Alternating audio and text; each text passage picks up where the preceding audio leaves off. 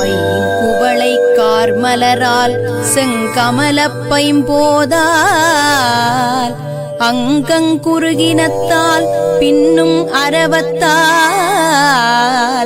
தங்கள் மலங்கழுவுவார் வந்து சார்தலினால் எங்கள் பிராட்டியும் எங்கோனும் போன்றிசைந்த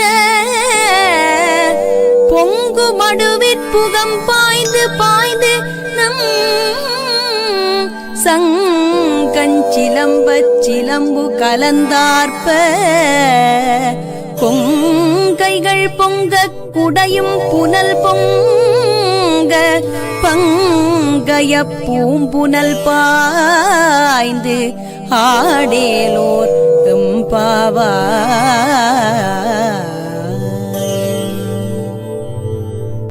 மாணிக்கவாசகர் அருளிய திருவெம்பாவை பாடல் 13 விளக்கம்.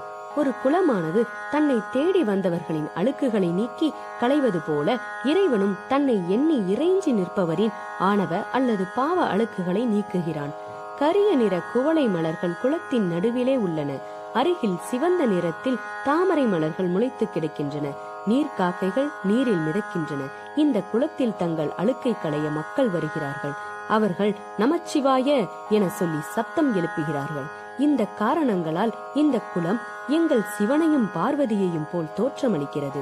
தாமரை மலர்கள் நிறைந்த இந்த தெய்வீக குளத்தில் நம் சங்கு வளையல்கள் சலசலக்க, கால் சிலம்புகள் கலகலவென ஒலி எழுப்ப, மார்புகள் விம்ம பாய்ந்த நடுப்பகுதிக்கு சென்று நீராடுவோம்.